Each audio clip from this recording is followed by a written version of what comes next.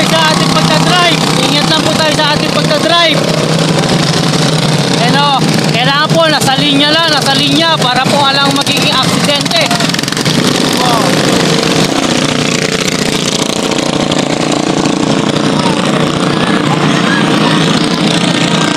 Yun! Magaganda sa lahat, mga nagsasayawan.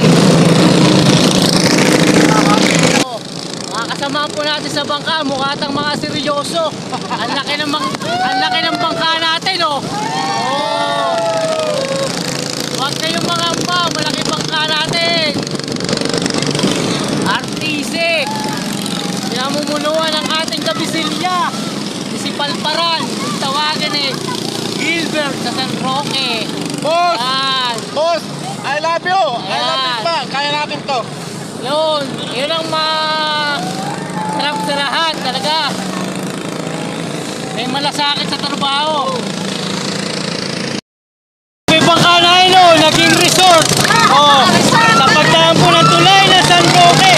Kasi po, napakababa ng tulay ng San Roque. Ayan po, naging resort po ang ating bangka.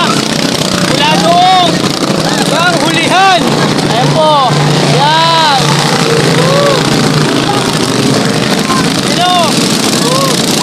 Dahan-dahan lang sa pagdadrive. Ingat na po kayo lahat. Ingat sa pagdadrive.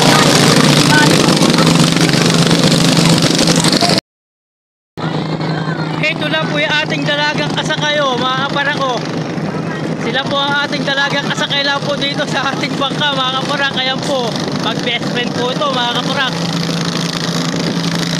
Balik na po tayo ng tulay ng San Roque, mga kaparak.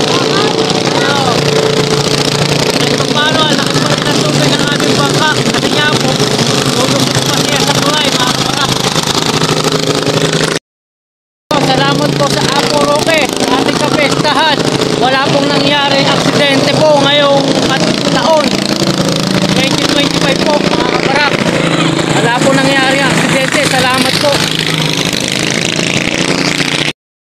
Napakasaya po talaga ng pesta po dito sa San Roque.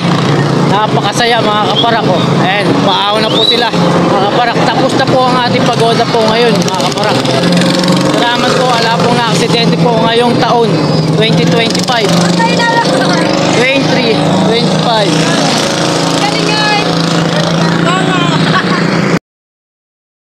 Yan po, mga kaparak. Dahil po tapos na ang ating pagoda, sila po yung nagsisiaw na po rito, mga kaparak. Sa tulay po ng San Roque po sila umaon, mga kaparak. Ayan po, mga kaparak. Napakasabi po talaga po pagoda ngayong taon, mga kaparak. Puro malalaki po bangka. Yan po ang kabisilya ni Rod. Sila po ang ating nasakyan po dito, mga kaparak. Ayan o. Salamat po sa iyo. Palparang kung tawagin. Pero kilala po siya, Gilbert ang pangalan. Ayan po, ayan o. Salamat po, salamat po. Hanggang dito na lang po, mga kaparak.